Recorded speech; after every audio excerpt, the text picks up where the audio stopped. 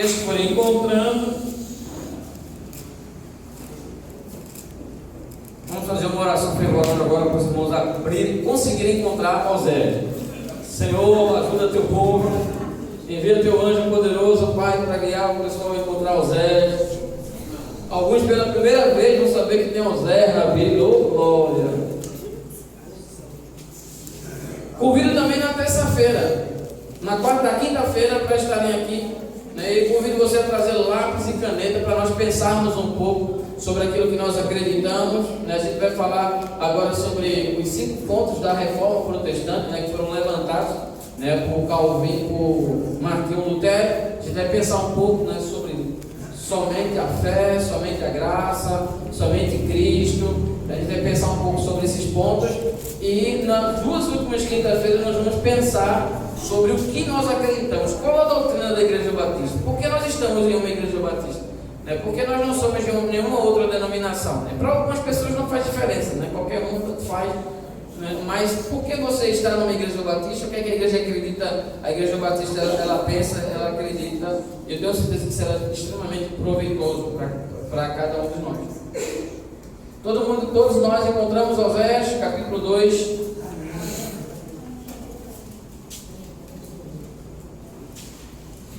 Nós vamos ler o versículo de número 19 e o versículo de número 20. Apenas esses 2 versículos do livro de Osés, capítulo 2, verso de número 19 e 20. Despojar-te-ei contigo para sempre. Despojar-te-ei contigo com justiça, em juízo, em benignidade e em misericórdia. Despojar-te-ei contigo com fidelidade, e então conhecerás ao Senhor. Maravilhoso e eterno Pai, Senhor nosso Deus, nós te louvamos pela tua palavra nessa noite lida, impressa e lida, e nós te suplicamos, ó Deus, que o Senhor esteja através do teu Espírito Santo falando aos nossos corações, e que assim seja para a tua honra, para a tua glória e para o teu louvor. Abre o nosso coração, prepara o nosso coração para ouvir a tua palavra, e que a semelhança, ó Deus, de um agricultor que prepara a terra para receber a semente, que nessa noite os nossos corações estejam prontos, arados pelo teu Espírito, a fim de receber a palavra da tua parte, e que ela possa produzir no nosso coração tudo quanto o Senhor já determinou, e que assim seja para a tua honra, para a tua glória e para o teu louvor, no bendito nome do teu Filho Jesus. Amém e amém. Os amados podem sentar. Gostaria de convidá-los a manterem as suas Bíblias abertas, aqueles que puderem fazê-lo. Nós vamos ler alguns outros textos, mas esse texto é um texto que nós vamos voltar sempre. Então, se você puder marcar, nós vamos fazer algumas menções, mas nós vamos nos manter nesse versículo, né? Nesse livro de Osés, né? Se você não tem a oportunidade de ler esse livro do profeta menor chamado Osés, você convida os amados a fazer a leitura desse magnífico livro e serem edificados profundamente. O livro de Osés é um livro que narra o momento crítico da nação de Israel, o momento em que a nação de Israel havia perdido totalmente os seus valores e o seu referencial para com Deus. O livro de Oséias descreve uma igreja que havia perdido a sua essência, o povo de Deus descreve o povo de Deus que havia perdido a sua essência como povo de Deus e havia enveredado por um caminho totalmente obscuro, alheio à vontade de Deus. O resultado é que a nação de Israel passou a sofrer as consequências da sua desobediência, do seu pecado e da sua rebeldia, e passaram a sofrer as consequências do seu distanciamento de Deus.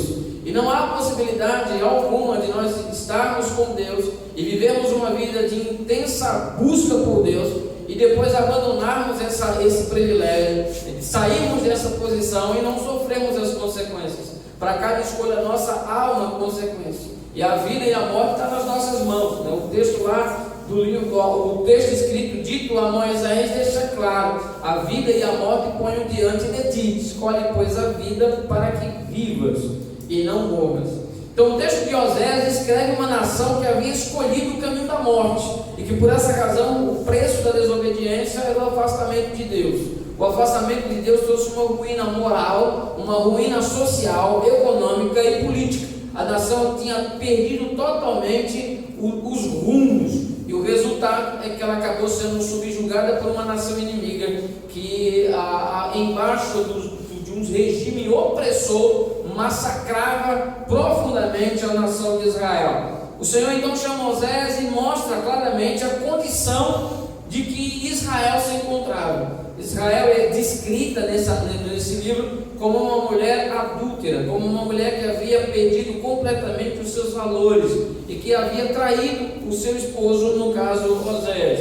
E é justamente essa mulher que tinha uma índole duvidosa e que Oséias tem como esposa e que trai mais de uma vez, que é descrito a nação de Israel. Ela é utilizada para descrever como Israel estava, a condição da nação de Israel. Condição de uma mulher adúltera, de uma mulher que havia era uma prostituta, havia sido tomada como esposa, ela havia ganhado dignidade, honra, prestígio, o nome do marido, mas havia agora perdido completamente aquela posição, porque o pecado havia entrado no seu coração e ela agora passa a adulterar, né? E mais de uma vez, e o resultado é que Deus usa aquele momento, né? Alguns vão dizer que é uma visão, outros vão defender a questão de que isso foi um fato literal, né? Mas é uma boa oportunidade, né, de quando nós estivermos na presença de Deus, que se formos apresentados a Oséias, tirarmos essa dúvida. Não vou entrar no mérito, né, se foi uma visão, se era apenas uma ilustração, ou se foi de fato um fato verídico, que ele teria sido enviado por Deus a casar-se com uma prostituta e ter suportado a traição mais de uma vez dessa mesma mulher. Então não vou entrar no mérito, essa não é o ponto que nós gostaríamos de destacar na noite de hoje. Mas o texto que nós acabamos de ler apresenta que Deus, né, mostra claramente que Deus não havia desistido da nação de Israel.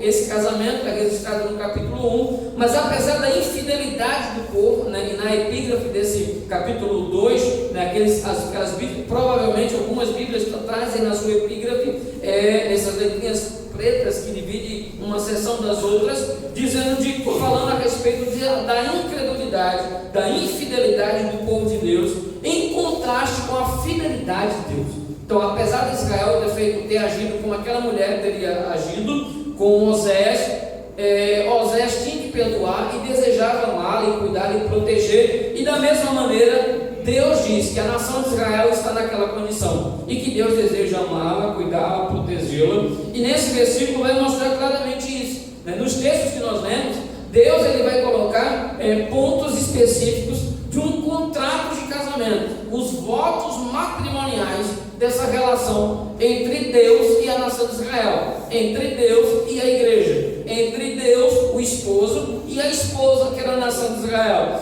E nesses votos, naquilo que Deus promete para a sua noiva, está exatamente os pontos que nós acabamos de ler, no versículo 19 e no versículo de número 20. Aqueles que tiveram a oportunidade de casar-se em uma cerimônia religiosa, né, seja feita por um sacerdote católico ou por um pastor ou qualquer um outro, certamente em uma parte da cerimônia foi feito alguns votos, alguns em forma de canção, outros através de expressões verbais que demonstram, né, o compromisso, a lealdade, que desejam assumir com um ato matrimonial. Quem teve a oportunidade de estar em alguns casamentos, né, o mais recente, o do André e a Júlia, teve a oportunidade de ouvir, né, os votos matrimoniais de ambos. Faz parte da cerimônia, é de praxe que os noivos, em um momento da cerimônia, acabem fazendo de alguma maneira os votos matrimoniais, aquilo que um deseja e espera do outro, né? O pastor ajuda, o sacerdote ajuda nas expressões, né, de amar e respeitar, até que a morte os separe, na alegria ou na tristeza, na bonança,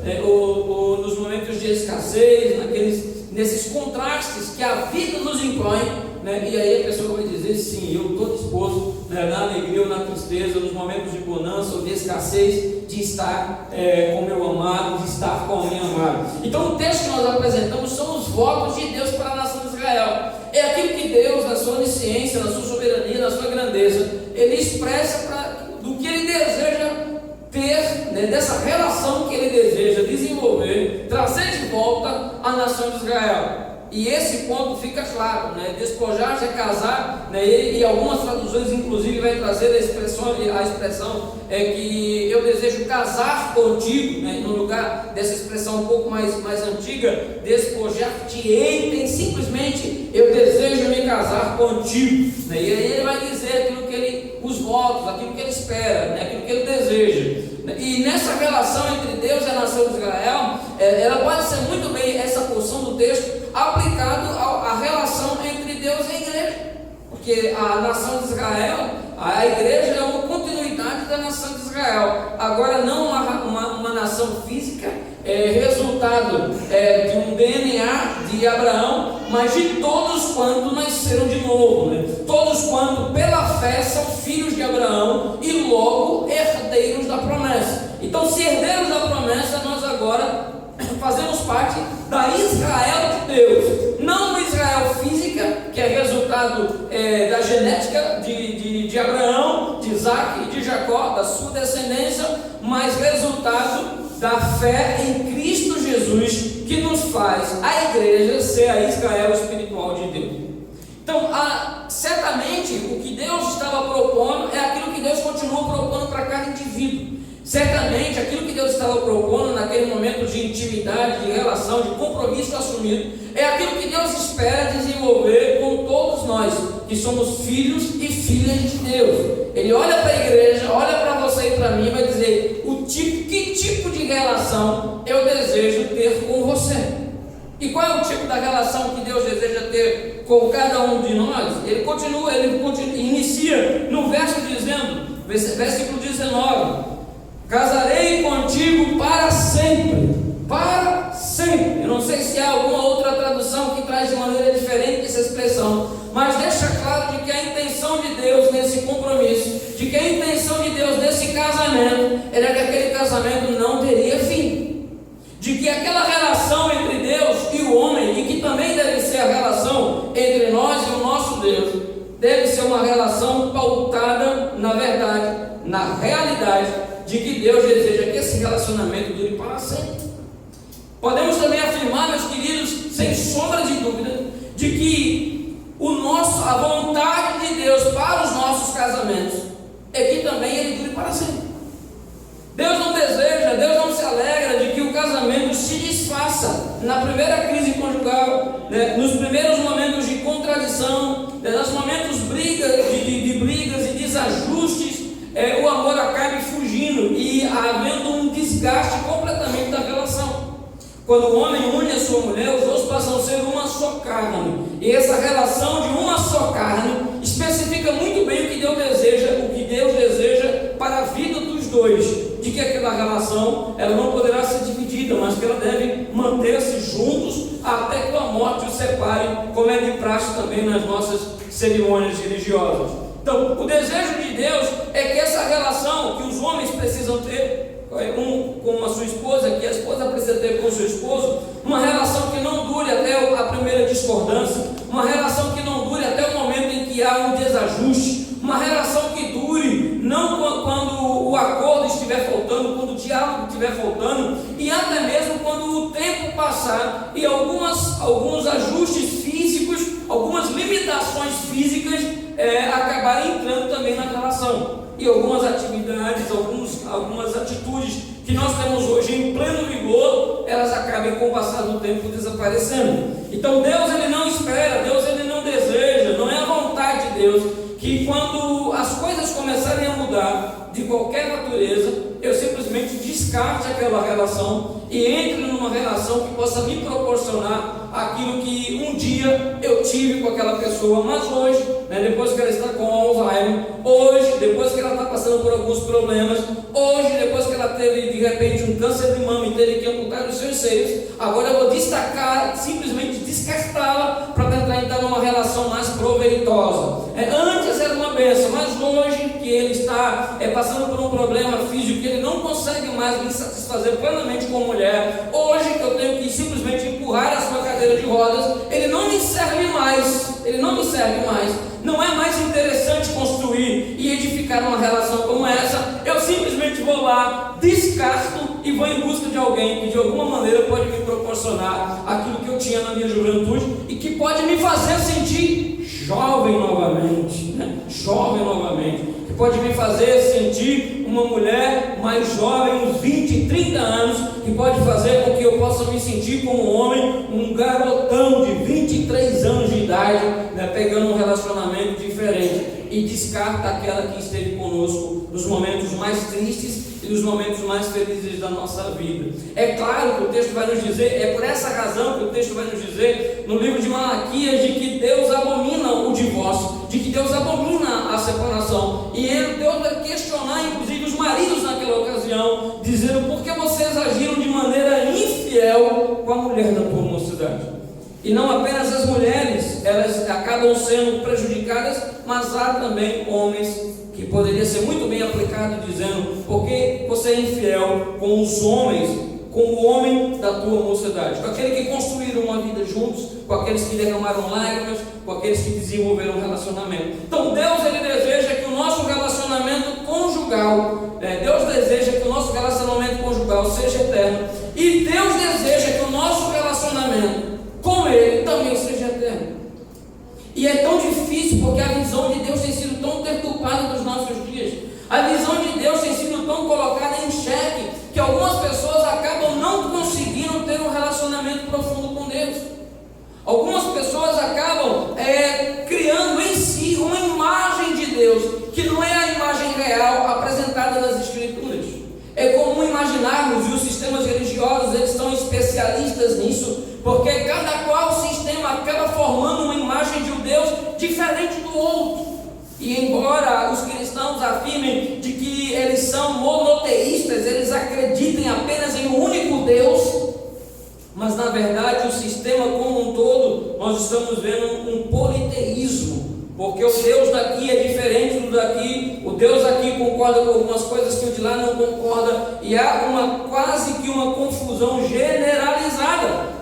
Cada qual agarram as suas verdades, cada qual dizem aquilo que entendem e colocam Deus, na verdade, em uma situação complicada, porque Deus é obrigado, Deus acaba se tornando um personagem encaixado nos sistemas religiosos diversos, condenando os outros e levantando as bandeiras daquele a qual é interessante para mim defender. Deus deseja que o nosso relacionamento com Ele vá além de tudo isso, que o nosso relacionamento não acabe quando a crise chegar. Deus deseja que o nosso relacionamento com Ele vá além do momento crítico de enfermidade. Deus deseja que o nosso relacionamento com Ele não se vá na primeira crise de identidade, né? Se eu sou filho de Deus, se eu sou filha do Rei, né? Se Deus tem promessas ricas na minha vida, por que coisas assim estão acontecendo comigo? Deus deseja continuar o relacionamento contigo, mesmo quando o diagnóstico se apresenta, mesmo quando a morte de um ente querido se instala, mesmo quando a realidade do desemprego, as crises financeiras acabam chegando na sua casa e o desemprego acaba assolando. Deus deseja continuar sendo o seu Deus em todo e qualquer momento da sua vida. Deus deseja que você possa ter uma relação que dure para sempre e que não esteja presa às circunstâncias. Se a circunstância for boa, glória a Deus, bendito seja o nome do Senhor. Se as circunstâncias forem maus, eu vou começar a olhar para Deus de maneira diferente, como se Deus estivesse surdo e não ouvisse as minhas orações, mas Deus está atento às suas orações, Deus está atento às suas lágrimas, Deus conhece o seu íntimo e o seu escondido. Não se frustre com Deus, porque Deus lhe ama incondicionalmente. Deus sabe como você chegou aqui nessa noite, e Deus deseja que você saia daqui com a certeza de que a relação de vocês é uma relação que Ele deseja que dure para sempre, independente se é um dia bom, independente se é um dia mau, independente se é um dia de sol ou um dia de chuva. Deus é Deus sobre a sua vida, sobre a sua casa, sobre o seu casamento e sobre esta igreja. Bendito seja o nome de Jesus. Uma relação que dure para sempre, mas que não se esgota com as frustrações. Uma relação que vai além dos relacionamentos na igreja, dos relacionamentos com o pastor. Todos podem se frustrar uns com os outros. Eu certamente posso frustrar, como os amados podem me frustrar, mas nada que aconteça entre nós, uns com os outros, pode impedir o meu relacionamento com Deus. O meu relacionamento com Deus deve ser a causa primária de estarmos aqui nessa noite. Eu me relaciono com as pessoas, eu amo as pessoas, eu quero estar junto das pessoas, mas o meu relacionamento com Deus eles devem estar acima do meu relacionamento com as pessoas. Eu preciso ter maturidade para ter um relacionamento profundo com Deus, porque esse relacionamento com Deus vai determinar o meu relacionamento com o próximo. Quanto mais próximo de Deus eu estiver, mais o meu relacionamento com o meu próximo aqui na terra. Quanto mais o meu relacionamento com Deus estiver afinado, mais o meu relacionamento com o próximo aqui na terra vai ser afetado por essa relação com Deus. Eu vou ter os olhos de Deus, eu vou ter paciência, eu vou procurar ter mansidão, eu vou estar sendo lapidado e vou ser instrumento de Deus para lapidar a vida de outros. O interessante também que nós podemos destacar, que embora essa seja a vontade de Deus, ouça, embora essa seja a vontade de Deus, ter uma relação com a nação de Israel que dure para sempre, e ter uma relação com a sua igreja, comigo, com você e comigo, que dure para sempre, nem sempre isso ocorre. E não ocorre, e o culpado de não ocorrer não é Deus.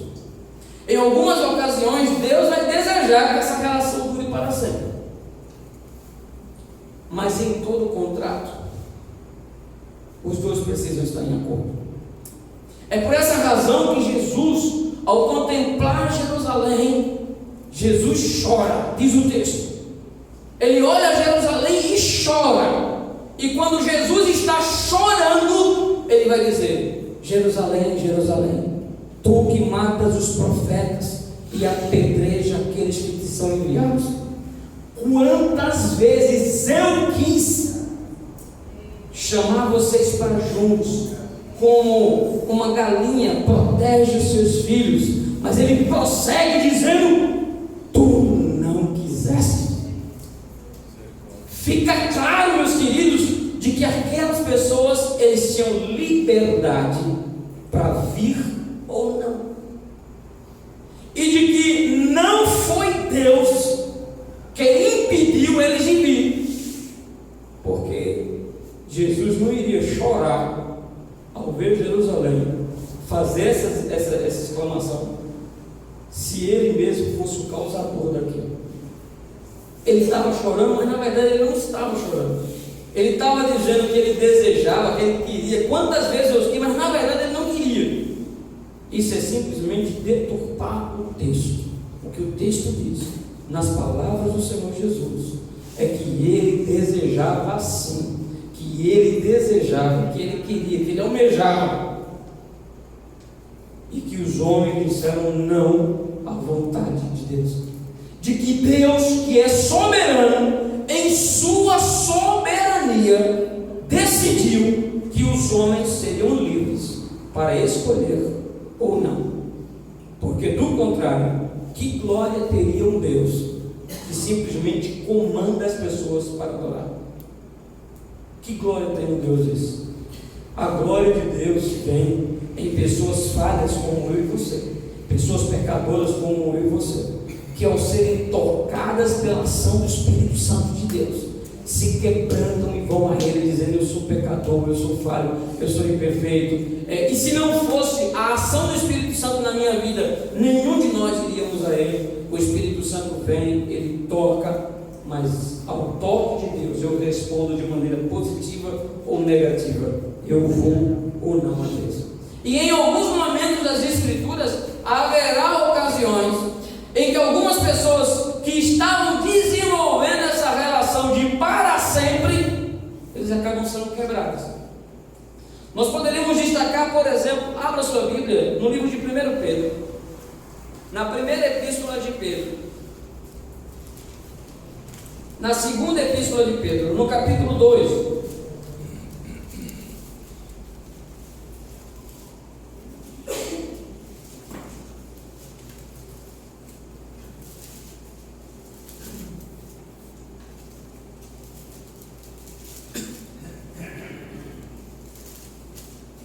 Segundo Pedro, capítulo 2, versos de número 1.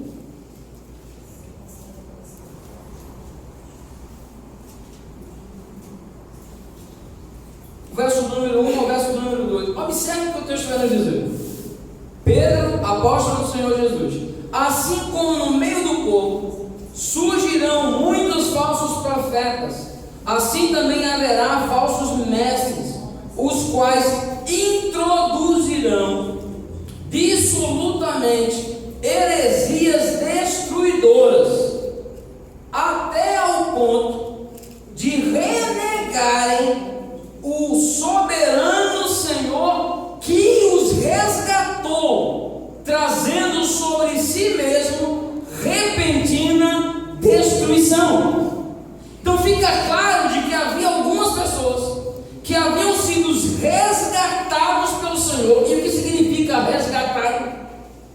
E que essas pessoas que haviam sido resgatados pelo Senhor, elas acabaram dando ouvidos a doutrinas, a heresias destruidoras, e o que vem sobre eles é repentina destruição.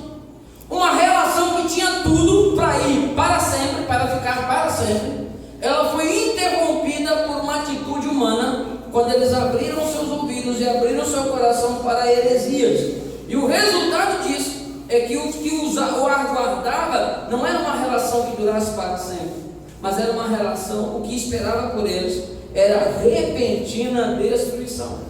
O texto seguinte vai nos dizer: e muitos seguirão as suas práticas libertinas, e por causa deles será inflamado o caminho da verdade. Então, os resgatou. Segue a palavra, os resgatou. Então, essas pessoas, esses falsos profetas, esses falsos mestres, que tinham sido resgatados pelo Senhor, eram pessoas salvas, eram pessoas que estavam na igreja, mas não tinham sido resgatadas. O que significa a palavra resgatado?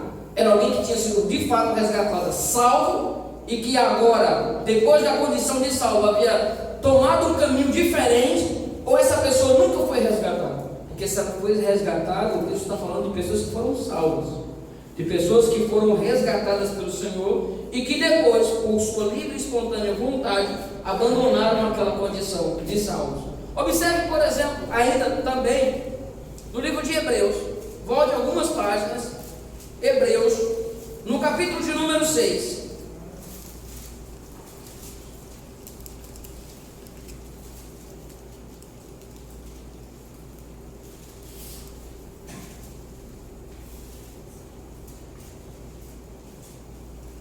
Versículo de número 4, 6, versículo 4.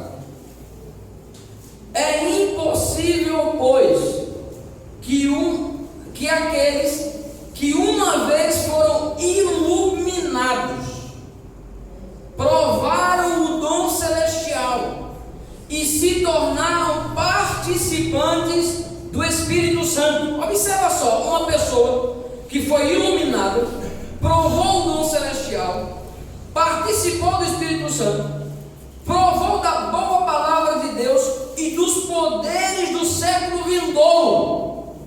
Trata-se de alguém que teve uma experiência real com Cristo ou não. Uma pessoa que é iluminada, que provou o dom celestial, que participou da presença do Espírito Santo em sua vida, que provou da boa palavra e dos poderes do mundo vindouro, era uma pessoa que teve uma experiência com Cristo ou não? O texto prossegue dizendo: e esses que caíram, e se caiu, é porque estava de pé. Então, de fato, eles estavam em pé, naquela condição. Mas caíram. Caíram quando? Quando tudo isso que ele falou aqui acaba perdendo o sentido. E quando perde o sentido, o que é que prossegue? E caíram, pois é impossível outra vez renová-los para o arrependimento, visto que de novo estão eles crucificando para si mesmo o Filho de Deus e expondo a ignomia. Fica claro?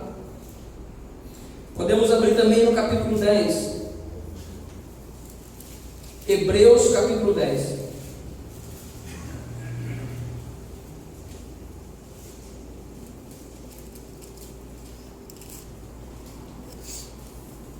Versículo de número 26.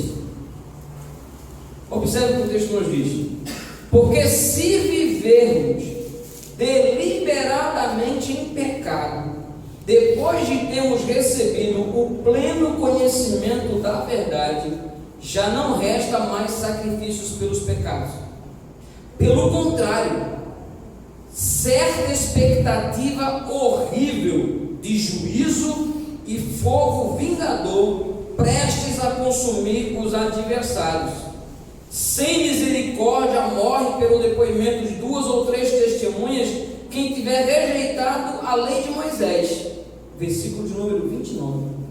De quanto mais severo castigo julgais vós ser considerado digno aquele que lançou por terra aos pés o Filho de Deus e profanou o sangue da aliança, com o qual foste santificado, e ultrajou o Espírito da graça.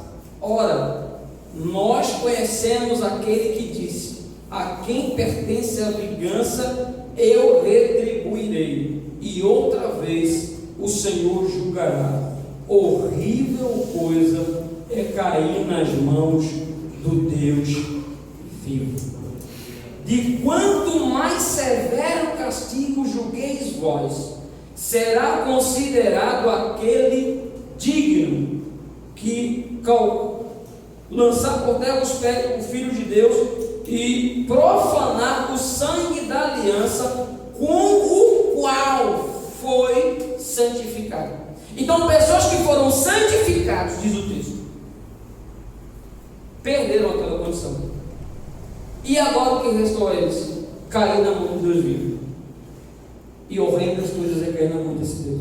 Esses são apenas 3 textos que nós poderíamos utilizar para mostrar que, embora seja o desejo de Deus de que essa relação dura para sempre, é aquilo que Deus propõe para o homem, mas as atitudes do homem podem fazer inviabilizar essa parte da aliança entre Deus e os homens.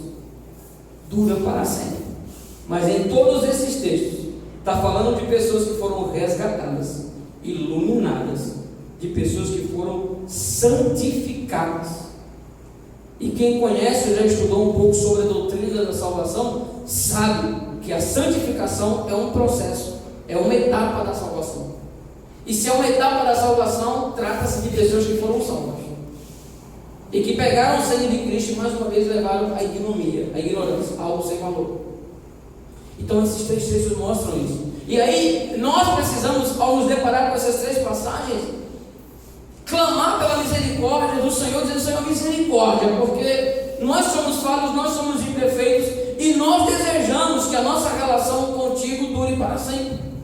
Não que ela dure apenas alguns momentos, não que ela dure alguns dias, mas que ela possa durar por toda a eternidade, para sempre. Pois essa é a vontade do nosso Deus e do nosso Pai. Eu vou casar com você e quero que esse relacionamento entre eu e você dure para sempre. Ele não vai acabar na primeira crise, não vai acabar em alguns momentos, não vai acabar inclusive quando nós involuntariamente, por causa da nossa natureza pecaminosa e carnal, falharmos. Ainda assim, essa relação não vai ser quebrada. Quando as minhas fraquezas forem resultados da minha inclinação carnal, e quando as minhas fraquezas gerarem em mim repulsa, dor, angústia, tristeza, aquilo que Paulo disse: o mal que eu não quero fazer, isso que eu acabo fazendo, e em consequência disso, o miserável homem que sou, as minhas fraquezas e as minhas limitações, os meus erros, não serão utilizados por Deus para quebrar essa relação. É por isso que ele diz: filhinhos, 1 João, se pecares dessa maneira, involuntariamente, resultado da sua fraqueza, tendes um advogado junto ao Pai. Mas o texto nos diz, que nós acabamos de ler, se pecarmos deliberadamente, tendo consciência do pecado, e mesmo assim pecar, errar, nós não teremos mais essa condição. Nós estaremos perdendo essa condição. Fica claro isso. que nós estaremos abandonando e que Deus não tem o culpado por inocente. Mas o texto prossegue. Eu acabei me estendendo muito nesse ponto e compartilhei esses textos com os amados, porque creio que seja de extrema relevância conhecermos um pouco mais a respeito da doutrina da salvação e, sobretudo, conhecermos um pouco mais desses versículos, até para que aprofundemos em relação a passagens como essa, que despertam a nossa curiosidade, que faz nos ver algumas coisas que às vezes estão lá, mas nós não conseguimos contemplar. De pessoas que foram resgatadas, pessoas que foram iluminadas, pessoas que provaram o dom celestial, que provaram o Espírito Santo, pessoas que foram santificadas e que acabaram saindo daquela condição, abandonando aquela condição, não perderam, abandonaram a condição. E ao abandonar, Deus não vai ter o culpado por inocente. O texto prossegue dizendo que Deus não apenas deseja ter uma relação conosco que dure para sempre, que dure além das circunstâncias, que não se acabe na primeira crise de identidade, quando a gente pede muita coisa e Deus acaba não respondendo, e aí a gente faz biquinho e acaba a nossa relação com Deus, porque Deus não respondeu da maneira que nós desejamos, não fez os meus gostos, não realizou as minhas vontades, então eu sinto no direito de abandonar aquela relação. Nós não podemos ser criança que fica magoada ao pedir ao pai e à mãe alguma coisa, os pais se negarem, e ele sai triste, chorando, achando e duvidando, inclusive, que os pais os amem. Ele não me ama, ela não me ama, porque se me amasse, fazia o que eu queria, dava um jogo, dava alguma coisa, me levava para tal lugar, mas se eles estão me negando, é porque eles não me amam, você não gosta de mim. O sentimento do pai e da mãe muitas vezes é colocado em xeque pelos filhos. No momento da contradição que é dito não, eles entram em choque. Mas o Senhor, Ele dia após dia nos convida, todos os dias Ele nos convida a ter uma relação que nos conduza a viver e a viver para sempre, nesse relacionamento. Ele vai dizer de que Ele deseja casar conosco em justiça. E quando nós lembramos da justiça, lembramos aquela balança lá, que deveria ser de fato uma realidade expressa da justiça, de que há uma igualdade, de que há um pleno equilíbrio. E Deus diz, na relação conjugal tem que haver pleno equilíbrio entre as duas partes. E nós também precisamos ter a nossa relação com Deus, uma relação equilibrada, não uma relação doentia, não uma relação deturpada, mas nós também precisamos ter uma relação com Deus baseado na sua justiça. E às vezes nós queremos uma boa relação com Deus, mas nós não estamos agindo com justiça nessa relação, porque exigimos de Deus mais do que aquilo que nós somos dispostos a fazer por Ele. Queremos um relacionamento de justiça com Deus, mas nesse relacionamento quem sempre perde, acaba perdendo, entre aspas, é Deus, porque nós queremos que Deus seja fiel quando nós não somos fiéis. Nós queremos que Deus nos ajude, mas nós não estamos dispostos a ajudar. Foi aquilo que Jesus disse: Pai, perdoai os nossos pecados, como nós perdoamos aos nossos devedores. Então aquilo que Deus faz em mim, eu também preciso retribuir para as pessoas que estão ao meu redor. Mas a relação de justiça, de equilíbrio, quase que não há. Eu tento convencer Deus que a minha vontade é sempre a melhor, quando na verdade a vontade de Deus é que é boa, perfeita e agradável. O relacionamento que Deus deseja construir com cada um de nós é um relacionamento com juízo, de maneira racional, lógica. O relacionamento que Deus deseja ter com cada um de nós é um relacionamento baseado em coisas racionais, na razão, com juízo. E algumas traduções, inclusive, vai trazer essa palavra, sobretudo algumas traduções americanas, vai traduzir essa palavra justamente com algo racional. Vamos fazer um link entre esse texto de eu quero te casar contigo com juízo, de maneira racional, com o texto lá de Romanos capítulo 12, do culto racional. Vai dizer que aquela relação é uma relação de bondade, benignidade, a essência de todo bem. E Deus está dizendo: é isso que eu vou fazer com você. Eu vou demonstrar para você que eu desejo fazer uma relação que dure para sempre, que eu vou ser justo com você, e que eu a todo tempo vou tratar com juízo vou tratar com extrema bondade. E ele prossegue dizendo que aquela relação vai ser uma relação baseada na misericórdia, de se colocar no lugar do outro. E quantos casais hoje sofrem a realidade da ausência da misericórdia no casamento? Eu não tenho dúvida de que os casais seriam diferentes se a misericórdia fizesse parte da relação conjugal. Eu não tenho dúvida de que algumas mulheres talvez tratassem os seus maridos de uma maneira mais sábia, se elas simplesmente tivessem misericórdia e se colocassem no lugar dele. Eu não tenho dúvida de que alguns homens, eles iriam tratar sua mulher com mais doçura, se eles tivessem a maturidade de se colocar no lugar delas. E às vezes na relação conjugal se pensa em tanta coisa e se esquece de que a misericórdia precisa ser algo constante, de que estar no lugar do outro, disposto a fazer pelo outro mais do que aquilo que ele merece ou daquilo que ele não merece, e que seja expresso através da graça e da misericórdia. Que Deus nos ajude dia após dia a desenvolver essa misericórdia. Deus diz: eu vou ser misericordioso com vocês. E não há possibilidade alguma de nós sermos misericordiosos com Deus. Nós sofremos a ação de Deus em nós através da sua misericórdia que dura para sempre. Mas através disso o Senhor nos diz: sejam misericordiosos com as pessoas que estão ao seu redor. Se coloquem no lugar do outro. Saiba que não existe um livro de uma página só. Atrás de cada um aqui tem uma história. Atrás de cada vida aqui tem uma história. Não julgue o aqui e o agora. Não julgue apenas pela página que você conhece. Há páginas que você desconhece e há páginas que só quem conhece é Deus. Por essa razão, Ele é o justo juiz. A nós, como Ele exerceu misericórdia, nós também devemos exercer misericórdia. Ele continua dizendo que aquela relação entre Deus e Israel era uma relação de fidelidade. Deus não aceitava o segundo lugar. Deus não aceitava o segundo lugar naquela relação. O reino do céu busca em primeiro, e as outras coisas vos serão acrescentadas. Deus também não aceita o primeiro lugar na igreja, e Deus também não ocupa o segundo lugar na igreja. Deus não aceita o segundo lugar na nossa vida. O lugar de Deus na nossa vida é o primeiro lugar.